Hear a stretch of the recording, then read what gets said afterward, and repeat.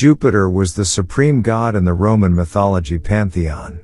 Like many of the figures of Roman mythology, Jupiter was appropriated from the Greeks, and is virtually identical to the supreme god Zeus in Greek mythology. Jupiter was known as the Roman god of the heavens and the sky. He was considered to be the patron deity of the Roman state, in charge of laws and social order. Along with Juno and Minerva, Jupiter was the chief member of the Capitoline Triad, a group of the three foremost deities in Roman religion. Roman worship of Jupiter has had a lasting impact upon the Western world. In English, the adjective jovial, which comes from Jupiter's alternative name Jove, is still used today to describe people who are jolly, optimistic, and buoyant in temperament. The god's name was also adopted as the title of the planet Jupiter, the fifth planet from the Sun and the largest planet in our solar system. Additionally, Jupiter remains the origin of the weekday called Thursday in English. In Latin, Thursday is known as Jovis Dies or Jupiter's Day, and many European languages still refer to this day of the week in the connection to Jupiter, such as the French jeudi and the Italian Giovedi. Origins. Jupiter or Iupiter is a vocative compound derived from the archaic Latin Jovis and pater, Latin for father. Linguistic studies identify the Latin theonym Jupiter as having derived from the phonologically similar Proto-Indo-European compound Diispter, which refers to the father god, ruler of the daytime sky. This is the very same deity from whom also derives the Sanskrit Dyaus or Dyaus Pita, sky father, of the Vedas, the Germanic Tiwaz, and of course the Greek Zeus. This word Diispter itself derives from the Proto-Indo-European root diu, meaning bright or to shine, referring to the light of the sun and sky in daytime. For the Romans, as well as other mythological systems derived from Proto-Indo-European roots such as that of the Vedas and the Norse, the god of the sky was also the supreme god. Thus, the similarity between Jupiter's Latin title and those given to the celestial gods in the Sanskrit, Germanic and Greek languages provides strong linguistic evidence that the god had a connection to the Proto-Indo-European sky god. Jupiter's alternative title Jove, meanwhile, is an English formation based on Iov, the stem of oblique cases of the Latin name for the Vedic Dyaus Pita. Mythology.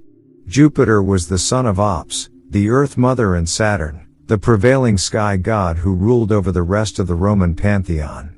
Saturn had usurped his oppressive father Hylas in order to assume the position of supremacy. However, he quickly became tyrannical himself, heeding a prophecy claiming that one of his own sons would overthrow him.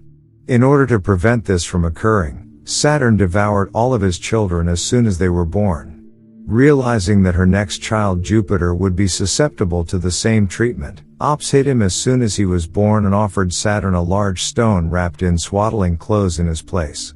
Saturn swallowed the stone, and was forced to disgorge Jupiter's siblings in the process of ridding it from his digestive system. Jupiter returned from hiding to overthrow Saturn, assuming leadership over the cosmos and forcing Saturn to flee to Italy.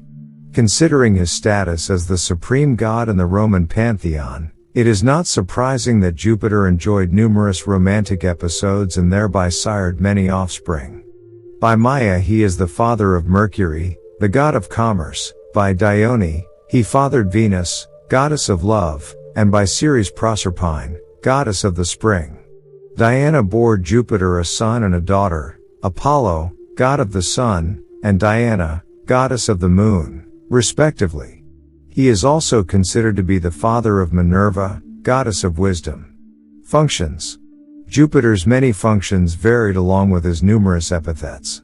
As Jupiter Fulgurator, of the lightning, and Jupiter Tonans, thunderer, he was known as the god of the storms. As Jupiter Lucetius, of the light, he was esteemed as purveyor of the universe. Furthermore, Jupiter also had immense political significance. He was referred to as Jupiter Optimus Maximus Soter, the best, greatest, savior Jupiter, which not only described his supremacy over the rest of the divine pantheon, but also marked his status as the patron deity of the Roman state, in charge of laws and social order. In his connection to justice, Jupiter was especially concerned with oaths, treaties, and leagues. For instance, Roman citizens swore an oath to Jupiter in their courts of law, uttering the phrase by Jove, to indicate that words were truthful in the name of God. Jupiter's connection with the conscience, obligation and trustworthiness was never quite lost throughout Roman history. Additionally, Jupiter defended Rome against foreign interests. As Jupiter Terminus or Jupiter Terminalis, the god was thought to defend the boundaries of Rome. As Jupiter Victor, he led Roman armies to victory, and as Jupiter Feretrius he helped carry away the subsequent spoils of war. As such, armies returning home victorious from the battlefield made sure to pass the Capitoline temple to Jupiter as a sign of gratefulness to their chief god. Worship. As a result of his status as the supreme god of the Roman Empire, many temples were dedicated to Jupiter in Roman cities and colonies. The largest temple in Rome was that of Jupiter Optimus Maximus on the Capitoline Hill. This temple is also the oldest building dedicated to Jupiter, and its foundations are still in existence. Here Jupiter was worshipped alongside Juno and Minerva, the trio of deities who formed the Capitoline Triad. Construction of the building began under Tarquinius Priscus and was completed by the last king of Rome, Tarquinius Superbus. It was officially inaugurated on September 13, 509 BCE at the beginning of the Republican era. On this day, the consuls sacrificed to Jupiter a white ox, his preferred offering, and they rendered thanks for the preservation of the state, which was followed by the feasting. The commemoration of this day became the pivotal event of the Great Roman Games. Jupiter was also worshipped by way of the Lapide Silices, a collection of pebbles or small stones, which were kept on the Capitoline Hill. These stones were used by Roman priests, called fetiales, for symbolic ceremonies in which declarations of war and treaties were made official on behalf of the Roman state. In the ceremonies, the fetiales took one of these stones in their hand and then swore by Jupiter, dropping the stone at the last words. This oath made upon Iapeter lapis, or the Jupiter stone, was considered by the Romans to be the most solemn oath possible.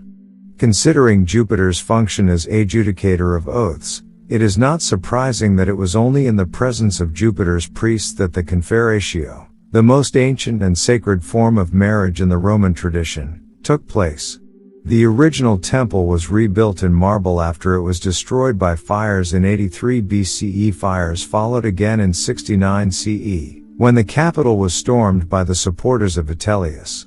However, the temple's ultimate dilapidation began in the 5th century, when Stilicho carried off the gold-plated doors and Narses removed many of the statues in 571 CE. The surviving remains of the foundations and of the podium, most of which now lie underneath Palazzo Caffarelli, consisted of enormous parallel sections of walling made in blocks of grey tufa quadriga stone, capillaxio, bearing witness to the sheer enormity of the surface area of the temple's base, about 55 by 60 meters.